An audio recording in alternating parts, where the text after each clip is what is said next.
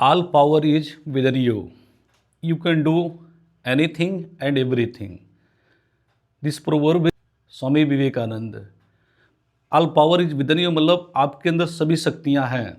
You can do anything and everything, आप कुछ भी कर सकते हैं। मतलब आप दुनिया में जो चाहें वो सब कुछ कर सकते हैं। मतलब मनुष्य के अंदर क्या होती, सभी शक्तियां होती हैं। जो चाहे वो क्या कर सकता है, कुछ भी कर सकता है। उसके लिए कोई चीज़ दुनिया में असंभव नहीं है, बस हौसले आपके अंदर होने चाहिए। Welcome back to on my YouTube channel. पिछले वीडियो में मैंने आपको फ्यूचर परफेक्ट टेंस के बारे में बताया था। इस वीडियो में मैं आपको प्रेजेंट परफेक्ट कंटीन्यूअस टेंस के बारे में बताऊंगा। तो चलिए वीडियो स्टार्ट करते हैं। चलिए देखिए, इसमें अगर हम नाम की बात कर लें तो जो आपका जो टेंस होगा वो होगा प्रेजेंट परफेक्ट कंटीन्यूअस टेंस। तो अगर हम बात करके देखें तो कि इसके नाम ही में इसका रहस्य छिपा है। इसका नाम क्या है, परफेक्ट, और फिर क्या है, कंटीन्यूअस। मतलब इसमें ये रहता है कि कुछ काम क्या रहेंगे, परफेक्ट मतलब कुछ काम पूरे रहते हैं, और कुछ काम क्या रहते हैं, कंटिन्यूअस मतलब अधूरे मतलब जारी रहते हैं। मतलब इसका नाम जैसा है कि परफेक्ट कंटिन्यूअस, तो इसमें कुछ काम क्या होंगे, पूरे होंगे, और कुछ काम क्या रहते हैं, अधूरे मतलब जारी रहते हैं। तो इस टेंस में कोई काम क्या होता है, मतलब ऐसा कुछ काम रहता है, कुछ काम पूरा रहता है और कुछ काम क्या होता है, चल रहा होता है। तो इसी को हम परफेक्ट कंटिन्यूअस टेंस कहते हैं। जैसे देखिए, मैं अगर एग्जाम्पल में करके देखूँ, जैसे मैं सुबह से मोबाइल से, या ऐसे कह लीजिए सीमा 2 घंटे से मेरा इंतज़ार कर रही है। तो इसमें चलिए देखिए लिखा है सीमा 2 घंटे से, मतलब देखिए 2 घंटा तो क्या इंतज़ार कर चुकी है ना वो। तो जब 2 घंटा इंतज़ार कर चुकी है तो 2 घंटा इंतज़ार कर भी चुकी है, कुछ काम पूरा हो चुका है इंतज़ार करने का, और कुछ काम क्या है भाई, अभी भी वो इंतज़ार कर रही है, अभी भी काम चल ही रहा है उसका। तो इसलिए जो कुछ पूरा हो उसको परफेक्ट टेंस मैंने बोल दिया, और अभी चल रहा इसलिए क्या हो गया, कंटिन्यूअस टेंस हो गया। तो इसमें आपको कुछ काम क्या रहते हैं पूरा, जैसे मैंने कह दिया मैं सुबह से काम कर रहा हूँ। तो सुबह से अगर आप काम कर रहे होंगे तो सुबह से अब तक कुछ काम किए होंगे ना, और कुछ काम क्या अभी भी काम चल रहा है। तो ऐसी इस प्रकार के वाक्यों को हम क्या करते हैं, परफेक्ट कंटिन्यूअस टेंस में लेते हैं। तो चलिए यहाँ पे एग्जाम्पल भी देखिए, अगर हिंदी में आप उसकी पहचान वैसे नहीं कर पा रहे हैं तो हिंदी में इसकी कुछ पहचान हो सकती है, जो इसको आप करके इसको समझ सकते हैं। देखिए इसमें क्या क्या सेंटेंस में हो सकते हैं। तो अगर हम बात करें सेंटेंस में, तो देखिए इसमें क्या लिखा है आपका, अगर हम बात कर लें तो इसमें आपको मिल जाएगा, देखिए समय क्या मिल जाएगा, समय। क्या पहला चीज क्या हो सकता है, समय हो सकता है। दूसरा क्या होगा, अंत में रह लिखा होगा, प्लस क्या लिखा होगा, ह लिखा होगा। मतलब कम से कम आपको 3 चीजें चाहिए, समय, रह, प्लस है। जैसे कहने का मतलब क्या हो, कोई टाइम लिख रखा होगा और अंत में क्या लिखा होगा, रहा है, रही है, रहे है, ऐसे वाक्य उसमें क्या होगा, आ जाएगा। तो चलिए देखते हैं हम सेंटेंस को। जैसे लिखा है सीमा 2 घंटे से, देखिए इसमें क्या लिखा है, घंटा लिखा ना, तो मतलब इस समय लिखा है आपका, समय तो मिल गया आपका। हम कर रहे हैं भाई रही है, तो अंत में क्या लिखा है, रही है ना, तो रही है, रहा है आ जाओ, और कोई टाइम आ जाए तो समझ चाहिए वो क्या होगा, परफेक्ट कंटिन्यूअस होगा। मतलब प्रेजेंट का परफेक्ट कंटिन्यूअस होगा। जैसे मोहन 2 घंटे से जा रहा है, तो भी 2 घंटे से जा रहा है, वे 2 घंटे से आम खा रहे हैं, कोई टाइम लिखा होगा, ठीक ना, बस सुबह से इस काम को कर रहा है, कोई टाइम लिखा होगा, तो समझ जाइए क्या होगा, वो परफेक्ट कंटिन्यूअस टेंस होगा। तो इस टेंस को बनाने के लिए हम क्या करेंगे भाई, देखिए इसमें भी क्या लिखा है, टाइम की बात कर लें, सुबह से, और फिर क्या लिखा भाई, बात कर रहा है, तो कोई ना कोई क्या यहाँ समय पे लिखा है, समय लिखा है ना, तो समय हो गया, उधर रहा है लिखा है, तो इस तरीके से क्या हो गया, परफेक्ट कंटिन्यूअस टेंस हो गया। ठीक है, तो चलिए इसको बनाने का क्या फार्मूला हो सकता है, उसकी हम क्या करते हैं, बात करते हैं। तो देखिए इसकी फार्मूला क्या हो सकती है, मान लीजिए इसका नाम क्या है, परफेक्ट कंटिन्यूअस। तो जो परफेक्ट टेंस मतलब परफेक्ट टेंस बनता है तो क्या होता है भाई, क्या लग जाता है, हैज, और क्या लगता है, हैव, प्लस क्या हो जाता है, वर्ब का थर्ड फॉर्म लग जाता है। मतलब जब कोई परफेक्ट टेंस आप बनाते हैं तो परफेक्ट में क्या लगता है, हैज है, वर्ब का थर्ड फॉर्म। और कंटिन्यूअस बनाते हैं तो क्या होता है, इज लगता है, और यम लगता है, और आर लग जाता है, प्लस क्या होता है, वर्ब में आईएनजी लग जाता है। देखिए जब भी हम परफेक्ट टेंस को बनाते हैं तो हैज और हैव लगता है, और वर्ब का क्या होता है, थर्ड फॉर्म लगता है। और जब कॉन्टिन्यूअस को बनाते हैं तो इच एम आर के साथ वर्ब का क्या लग जाता है, आईएनजी लग जाता है। तो मतलब ये सोचा गया कि इस टेंस को किस में बनाया जा, मतलब प्रेजेंट परफेक्ट में बनाया जा। तो जब परफेक्ट में बनाया जाए, क्योंकि ये कंटिन्यूअस क्या होगा, कंटिन्यूअस नाराज हो जाएगा, तो इसलिए इस दोनों के बीच में क्या हुआ, एक एग्रीमेंट, समझौता हो गया। क्या समझौता हो गया कि जो सहायक क्रिया लगेगी, मतलब जो सहायक क्रिया होगा वो परफेक्ट टेंस का होगा। मतलब दोनों के बीच में ये समझौता है परफेक्ट कॉन्टिन्यूअस में कि जो सहायक क्रिया होगी वो किस टेंस का होगा, वो परफेक्ट टेंस का होगा। और जो आपका मेन वर्ब होगा वो मेन वर्ब वो किसका हो जाएगा, वो आपका ये हो जाएगा कॉन्टिन्यूअस टेंस का, कॉन्टिन्यूअस टेंस का हो जाएगा। मतलब देखिए आपको करना कि इस टेंस में जब भी आप बनाएंगे तो सहायक क्रिया किसका लगता है, परफेक्ट टेंस का लगता है, और वर्ब जो लगता है मेन वर्ब किसमें लगता है, मतलब आपका कॉन्टिन्यूअस टेंस का लगता है। जैसे यहाँ पे देखिए हैज और हैव और आईएनजी आपका इसमें लगा हुआ है। तो चलिए इसकी फार्मूले की बात करते हैं, ये बनेगा कैसे सेंटेंस को, तो इसको हम देखते हैं। तो कुछ नहीं करना, आपको क्या करना देखिए सेंटेंस में सबसे पहले आपको क्या लिखना है, सब्जेक्ट लिखना है। क्या लिखना है, सब्जेक्ट लिखना है। उसके बाद सब्जेक्ट के बाद आपको क्या करनी है, सहायक क्रिया लिखनी है, वो भी परफेक्ट की लिखनी है। परफेक्ट की सहायक क्रिया कौन होगा, हैज होगा या तो हैव होगा। तो मैंने आपको बताया था एक वचन होगा तो आप इसको लिखिएगा, बहुवचन होगा तो इसको लिखिएगा, ठीक ना। अब दोनों के साथ आपको हैज और हैव के बाद आपको एक और क्रिया बढ़ा देनी है, इसमें आपको क्या कर देना, बीन कर देना है। क्या कर देना भाई, बीन बजाना है। बीन बजाते हैं ना, तो आपको बीन बजा देना है, हैज और हैव के बाद बीन बजा देना है। फिर आपका क्या कर लेंगे, वर्ब में जो होगा मेन वर्ब का आईएनजी फॉर्म होगा। उसके बाद 5वें नंबर पे आप ऑब्जेक्ट लिख देंगे, और 6वें नंबर पे आपको क्या लिखना है, सिंस और फॉर लिखना है, और अंत में आपको टाइम लिख देना है। देखिए आपको क्या करना है, बस इतना सा करना है, हैज हैव में साथ में बीन, वर्ब में आईएनजी, और फिर ऑब्जेक्ट और सिंस और फॉर प्लस क्या होगा, टाइम हो जाएगा। तो ये आपके फार्मूले हो जाएंगे, ठीक ना। तो इसको बनाएंगे हम कैसे, चलिए सेंटेंस को देखते हैं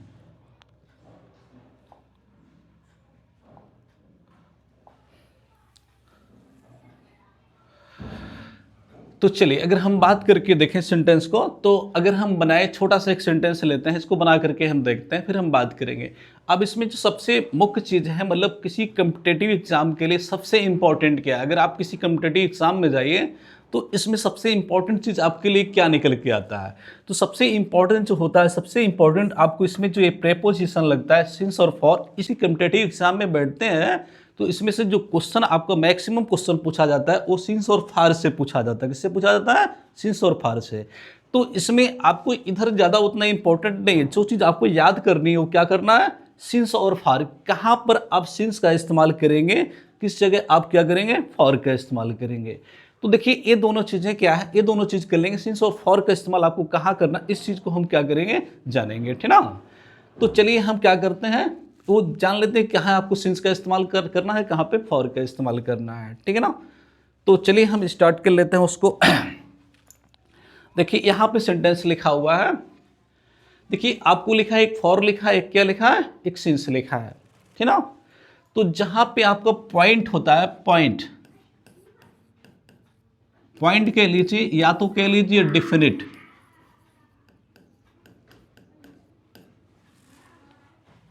डेफिनिट, डेफिनिट टाइम, और इस क्या हो जाएगा आपका इंडेफिनिट टाइम हो जाएगा। मतलब जो डेफिनिट टाइम होता है उसके लिए आप क्या लगाएंगे, उसके लिए आप सिंस लगाएंगे, और जो आपका इंडेफिनिट टाइम होगा उसके लिए आप क्या लगाएंगे, उसके लिए फॉर लगाएंगे। तो चलिए सबसे पहले हम क्या करते हैं, इसका एक एग्जाम्पल लिखते हैं, कहाँ पे आपको सिंस का इस्तेमाल करना है, कहाँ पे फॉर का। तो हम इसमें बात करेंगे, सबसे पहले हम कैलेंडर की बात करेंगे। जो चीज़ें आपको कैलेंडर में दिखती हैं, जो चीज़ें आपको कैलेंडर में दिखती हैं, वो कुछ चीज़ों के लिए आपको उससे पहले फॉर का इस्तेमाल करना होगा, और किस चीज़ों के लिए आपको क्या होगा, सिंस का इस्तेमाल करना होगा। चलिए देखिए, अब देखिए सबसे पहले अगर हम कैलेंडर में चले जाएं तो सबसे पहले देखिए हमें यहाँ पे क्या दिख रहा है भाई, देखिए अगर देखिए क्या दिख रहा है, ईयर दिख रहा है ना, ईयर। तो कहीं पे अगर लिखा हो, जैसे यहाँ पे देखिए लिखा ना, मोहन 2 वर्ष से अंग्रेजी पढ़ रहा है, तो कहीं पे अगर केवल वर्ष भर लिखा हो, मतलब वर्ष लिखा हो, वर्ष से पहले कोई भी नंबर लिख रखा हो, 2 वर्ष, 3 वर्ष, 4 वर्ष, तो अगर ऐसा लिख रखा हो, मतलब वर्ष लिखा होना चाहिए, क्या लिखा होना चाहिए, वर्ष लिखा हो, उससे पहले कोई नंबर लिखा होना चाहिए। तो आप उससे पहले जब भी आप प्रयोग करेंगे तो किसका प्रयोग करेंगे, तो आप फॉर का प्रयोग करेंगे।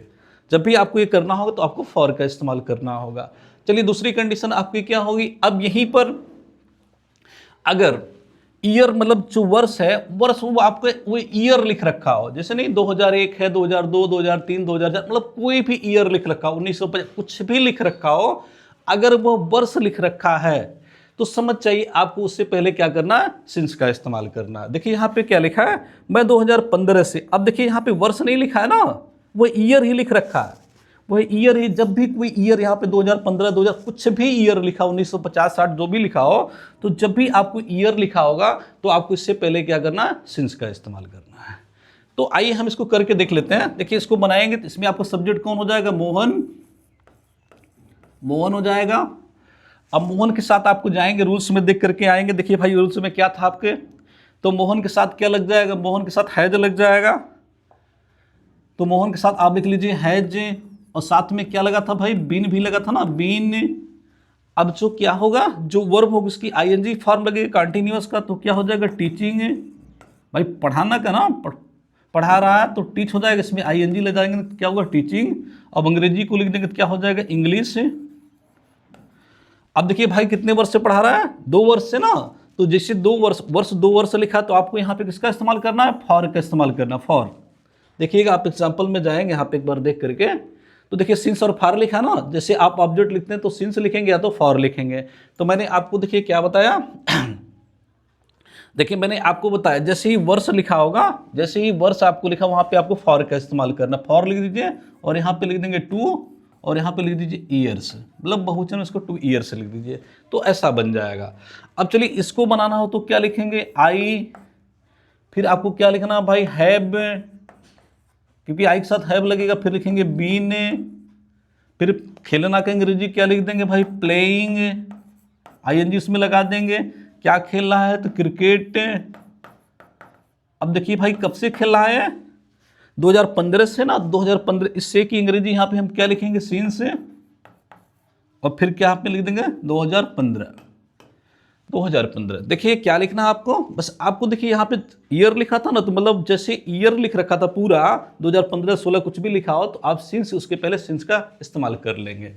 तो उसी तरीके से देखिए अगर यहीं पे लिखा हो मैं 2 मंथ से, अगर मंथ लिख रखा हो, मंथ, ठीक ना, जैसे नहीं लिखा 2 माह से, मैं 2 माह से अंग्रेजी पढ़ा रहा हूं, अगर यहाँ पे माह लिख रखा हो, माह, तो अगर माह लिख रखा होगा तो आप फार का इस्तेमाल करेंगे। लेकिन अगर इसी महीने में अगर लिख दे जनवरी, अगर महीने का नाम लिखा हो, देखिए अगर माह लिखा होगा, माह, अगर माह लिखा होगा, महीना लिखा होगा सीधे महीना, तो आप क्या करिएगा, तब आप फार का इस्तेमाल करेंगे। लेकिन जैसे महीने का नाम लिख दे जनवरी फरवरी माह, ये ना जनवरी फरवरी ये सभी लिखा हो, तो आप उसके लिए किसका इस्तेमाल करेंगे, उसके लिए आप सिंस का इस्तेमाल कर लेंगे। देखिए अगर केवल मंथ लिखा होगा तो फॉर का इस्तेमाल करना, और जैसे मंथ का नाम लिखा होगा जनवरी फरवरी मार्च, मतलब 12 में से कोई भी लिखा होगा तो उससे पहले आप सिंस का इस्तेमाल करेंगे।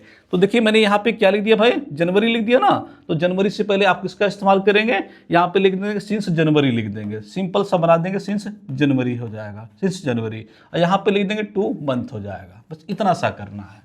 चलिए अब इसके बाद इसमें देखिए क्या दिख रहा है, आपने इसको देख लिया ना, देखिए ये दिख गया आपका, ये मंथ दिख गया। अब इसमें आपको डे दिखेगा, डे।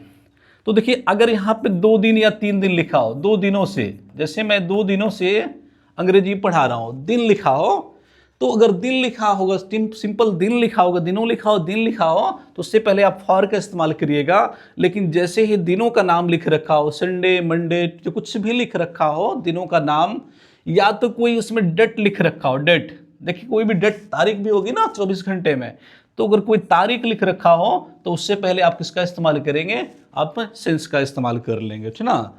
तो जैसे मैं क्या बोल दूं, मैं 2 दिनों से अंग्रेजी पढ़ा रहा हूं, तो क्या होगा, मोहन 2 दिनों से अंग्रेजी पढ़ा रहा है, तो Mohan has been teaching English for 2 days।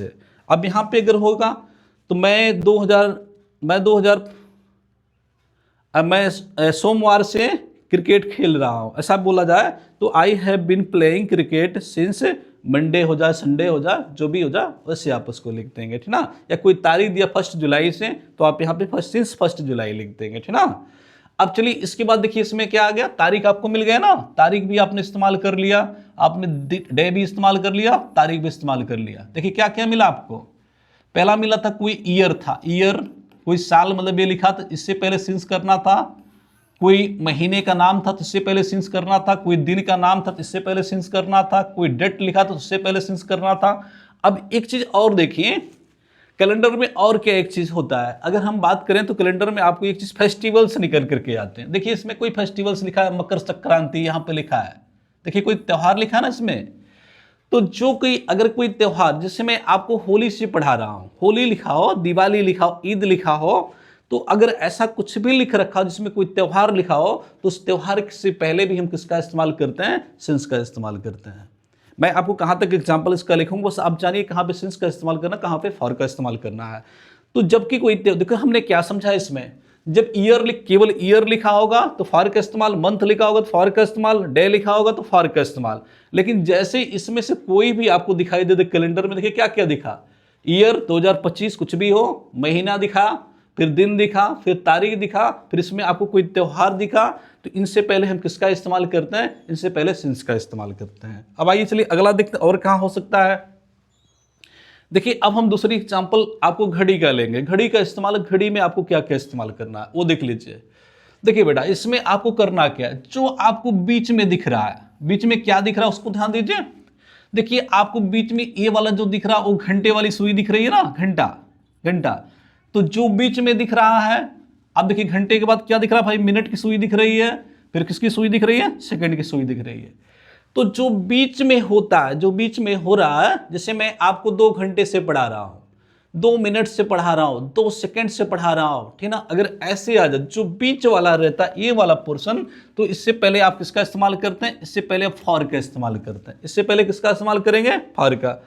जैसे आप 2 घंटे से टहल रहे हैं तो क्या लिख देंगे? You have been walking. अब क्या करना भाई, घंटा है ना, तो घंटे के लिए आपको क्या इस्तेमाल करना? फॉर का, फॉर 2 आवर्स, 2 आवर्स हो जाएगा, फॉर 2 आवर्स। अब चलिए देखिए ये आपका बन गया, मतलब कहीं पे अगर घंटा, 2 घंटा लिखा होगा, मिनट लिखा होगा, सेकंड लिखा होगा, तो इससे पहले आप क्या करिएगा? फॉर का इस्तेमाल करिएगा। अब चलिए हम बात करते हैं अब सिंस का इस्तेमाल इस घड़ी में कहाँ करना है। देखिए अगर कहीं पे हम किनारे वाले पे आ जाएं, बात कर लें किनारे वाले पे, मतलब क्लॉक, क्लॉक का मतलब बजे लिखा हो, क्या लिखा होगा? बजे। अगर बजे, घंटा लिखा होगा, घंटा लिखा होगा तो फॉर का इस्तेमाल करेंगे। देखिए घंटा लिखा होगा तो फॉर का इस्तेमाल करिएगा, अगर बजे लिखा होगा, बजे लिखा होगा तो किसका इस्तेमाल करिएगा? सिंस का इस्तेमाल करिएगा। जैसे वह 2 बजे से पढ़ रही है तो क्या लिखेंगे? 2 बजे के लिए आप क्या लिखना भाई? सी हैज बीन रीडिंग। अब बजे लिखा तो आपको क्या लिखना? सिंस, सिंस लिख देंगे, सिंस 2 o'clock, 2 o'clock। देखिए 2 बजे के लिए आपको क्या लिखना है? 2 o'clock। तो शॉर्ट में देखिए क्या लिखा है, अगर ओ क्लॉक मतलब बजे लिखा होगा तो भी आप सिंस का इस्तेमाल करिएगा, अगर AM लिखा होगा तो भी सिंस का इस्तेमाल, मतलब नहीं मैं 7 AM से आपको पढ़ा रहा हूँ, 7 PM से आपको पढ़ा रहा हूँ, तो आप क्या करेंगे? सिंस का इस्तेमाल करेंगे। इस कंडीशन पे आपको सिंस का इस्तेमाल करना है। चलिए अब अगला देखते हैं। चलिए और कहाँ पे कर सकते हैं, देखिए सिंस का इस्तेमाल अगर कोई सेंचुरी लिखी होगी, सेंचुरी मतलब शताब्दी, 100 वर्ष के टाइम को हम सेंचुरी बोलते हैं। तो अगर सेंचुरी लिखी होगी, डिकेड, 10 वर्ष के समय को हम डिकेड बोलते हैं, 10 वर्ष के टाइम को हम डिकेड बोलेंगे। ईयर लिखा हो, मंथ लिखा हो, फोर्टनाइट, 15 दिन के समय को फोर्टनाइट, वीक लिखा हो, डे लिखा हो। अगर इससे पहले क्या लिखा होगा भाई? देखिए अगर इससे पहले, देखिए 2 महीने से, पिछले 2 महीने से, देखिए यहाँ लिखा पिछला 2 महीना। अगर देखिए पिछला यहाँ पे लिखा ना, पिछला, पिछला लिखा है और यहाँ पे लिखा है महीना, पिछला महीना, यानी पिछले शब्द के बाद अगर आपको महीना लिखा हो, पिछले शब्द के बाद अगर क्या लिखा हो? महीना लिखा हो, पिछले के बाद, इस पिछले वर्ड के बाद महीना लिखा हो, पिछले के बाद क्या लिखा होगा? महीना लिखा होगा, तो आपको क्या करना? सिंस का इस्तेमाल करना है। पिछले के बाद अगर महीना लिखा होगा, देखो क्या लिखना भाई, आपसे फिर से याद कर लिए, अगर पिछला वर्ड लिख लिया गया होगा पिछला, और इसमें से कुछ भी लिखा होगा, सेंचुरी लिखा हो, ईयर लिखा हो, मंथ लिखा हो, देखिए पिछले साल, जैसा नहीं होता पिछले साल, पिछले वर्ष, पिछले सप्ताह, पिछले दिन, ठीक ना, या अंतिम दिन ऐसा लिखा हो, तो आप समझ जाइएगा तुरंत आपको क्या करना है? सिंस का इस्तेमाल करना है। जहां पे क्या लिखा होगा? पिछला प्लस ये सभी लिखे होंगे, माह लिखा होगा, पिछले माह में ये कर रहा था, तो आप क्या कर लेंगे? तुरंत आप सिंस का इस्तेमाल कर लेंगे, ठीक ना। जैसे पिछले शताब्दी में यहाँ गया था तो आप क्या लिखेंगे? लास्ट सेंचुरी, या सिंस लास्ट सेंचुरी। पिछले दशक में ये कर रहा था तो सिंस लास्ट डेकेड। पिछले साल में ये कर रहा था, सिंस लास्ट ईयर। फिर क्या लिखेंगे? पिछले मंथ, तो since last month, since last fortnight, since last week, since last day. अगर ऐसा होगा तो आप इसको इस टाइप से लिखेंगे।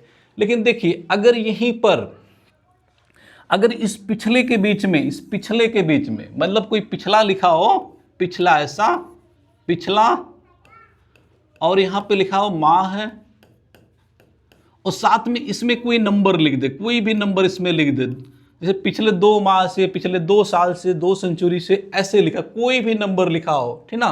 तो जैसे ही कोई नंबर लिखा होगा तो आपको उससे पहले क्या करना है, फॉर का इस्तेमाल करना है। देखिए जब भी कंडीशन आपको समझ में आ गया ना, पिछला के बाद अगर डायरेक्ट वो माह लिखा होगा तो आपको सिंस का इस्तेमाल करना है। लेकिन जैसे पिछला और माह के बीच में कोई नंबर लिख दे, 1 2 3 कुछ भी नंबर लिख दें, तो आप समझ चाहिए आपको वहां पे फॉर का इस्तेमाल करना है। तब आप लिखेंगे द लास्ट, आप फिर वो नंबर लिख देंगे, फिर क्या लिख देंगे, ओ लिख देंगे। जैसे नहीं, मैं पिछले 2 महीने से पढ़ रहा हूं, तो क्या बनेगा ट्रांसलेशन, अगर इसको बनाएंगे तो बन जाएगा आई हैव बीन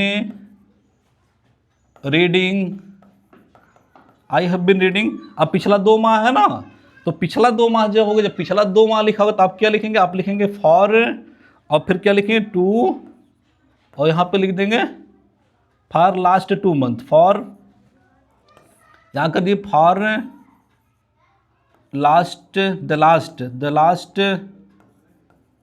2 मंथ,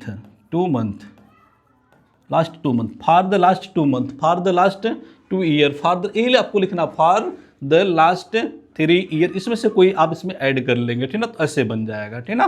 तो इस टाइप से क्या कर लेंगे, आप इसको बना लेंगे। अब देखिए मैं पिछले महीने से पढ़ रहा हूं, तो क्या बनेगा, I have been reading since last month, इस टाइप से आप इसको बना लेंगे, ठीक ना। चलिए अब अगला देखते हैं इसका। देखिए यहां पे लिखा है अगर कहीं पे क्या हो जाए, मान लीजिए देखिए दिनों का नाम भी होता है ना, देखिए यहां भी दिनों का नाम लिखा है, तो अक्सर हमने देखा दिनों के नाम से पहले हम क्या लिखते थे भाई, सिंस लिखते थे, सिंस संडे लिखते थे ना, ऐसा लिखते थे, सिंस संडे, सिंस मंडे। लेकिन अगर वही कंडीशन इसके साथ भी हो जाए, क्या बन जाए भाई, पिछला लिखा हो और कोई नंबर लिखा हो, पिछला और कोई नंबर, तब कोई अगर यहाँ पे डे लिखा हो, तो इसमें आप क्या करते हैं, इसमें आप फॉर का इस्तेमाल करेंगे। और इसमें देखिए क्या करना है, पिछला के बाद कोई नंबर नहीं लिखा ना, तो इसमें आप क्या करेंगे, सिंस का इस्तेमाल करेंगे। आपको देखना कभी कभी दिनों के नाम से पहले भी ऐसा इस्तेमाल करते हैं, उस समय रविवार को आप क्या करें, 2 रविवार से लिखना ना, तो आप यहाँ पे 2 लिख करके इसको बहुवचन कर देंगे, तो क्या बन जाएगा, संडे, संडे, इसको बहुवचन में लिखना होगा 2 संडेज, ठीक ना। तो इस टाइप से आपका बन जाएगा, तो ऐसे बना। अगला चलिए देखते हैं, देखिए और कहाँ कहाँ हो सकता है सिंस का प्रयोग, और कहाँ करेंगे। अब लिखा है स्टेज ऑफ द लाइफ, मतलब अगर आपके जीवन की अवस्था है तो उससे पहले भी आप क्या करते हैं, सिंस का इस्तेमाल करेंगे। जैसे मैं जन्म से पढ़ रहा हूँ, तो क्या हो जाएगा, सिंस बर्थ हो जाएगा। अब यहाँ पे मैं सरस अवस्था से पढ़ रहा हूँ, तो सिंस इन्फेंसी हो जाएगा। बचपन से पढ़ रहा हूँ, चाइल्डहुड हो जाएगा। किशोरावस्था से पढ़ रहा हूँ तो क्या होगा, एडोलसेंस हो जाएगा, एडल्टहुड हो जाएगा, ओल्ड एज हो जाएगा। अब कभी कभी ऐसा भी सेंटेंस आपको मिल सकता है कि मैं 7 साल की उम्र से आपको पढ़ा रहा हूँ, मैं 7 साल की उम्र से आपको पढ़ा रहा हूँ, जैसा कि यहाँ पे लिखा है मैं 7 साल की उम्र से आपको पढ़ा रहा हूँ, तो भी आप इसमें क्या करेंगे, सिंस का इस्तेमाल करेंगे। क्या लिखेंगे, I have been teaching you since the age of 7। अगर 10 साल की एज होगी तब क्या लिखेंगे, the age of 10, the age of 12। तो ऐसे भी सिंस का इस्तेमाल हो सकता है। आपकी एज में 10-15 साल भी तो आते हैं ना, 1 साल 2 साल 3 साल, तो ऐसे भी इसको क्या कर सकते हैं, आप इसको लिख सकते हैं, ठीक ना। अब चलिए अगर नेम ऑफ द सीजन आ जाए, मतलब मौसम का अगर नाम आ जाता है, तो भी आपको क्या करना होगा, तो भी आपको सिंस का इस्तेमाल करना होगा। इसे यहाँ पे लिखा है स्प्रिंग, ऑटम, समर, विंटर, तो इनसे पहले भी आप क्या करिएगा, इनसे पहले भी आप सिंस का इस्तेमाल कर लेंगे, ठीक ना। चलिए अगला देख लेते हैं। अब लिखा है अगर फॉर का इस्तेमाल कहाँ करना है, तो और देख लीजिए, अगर कहीं पे ए लॉन्ग टाइम, जैसे मैं आपको बहुत लंबे समय से पढ़ा रहा हूँ, तो फॉर ए लॉन्ग टाइम लिख देंगे, ठीक ना। ए लॉन्ग पीरियड, लंबे पीरियड से पढ़ा रहा हूँ, ए वाइल, कुछ समय से पढ़ा रहा हूँ, कुछ मोमेंट से पढ़ा रहा हूँ, ठीक ना। तो अगर ऐसा आ जाए, मतलब ये शब्द आ जाए, तो भी आपको उससे पहले फॉर का इस्तेमाल करना है। अब देखिए आपको लिखा है parts of the day, parts of the day का मतलब क्या होगा, जब कोई दिनों का कोई भाग आ जाए, तो उससे पहले भी आप क्या कर लेंगे, उससे पहले भी सिंस का। जैसे मैं सुबह से आपको पढ़ा रहा हूँ, तो सुबह से के लिए सिंस मॉर्निंग लिख देंगे। मैं शाम से पढ़ा रहा हूँ तो इवनिंग लिख देंगे, ठीक ना। अगर दोपहर हो गया, दोपहर के बाद हो गया, या क्या हो, उषा काल, डे ब्रेक या डॉन, इसको उषा काल बोलते हैं, मतलब जब सुबह होने वाला, सूरज के उगने से पहले का टाइम होता है।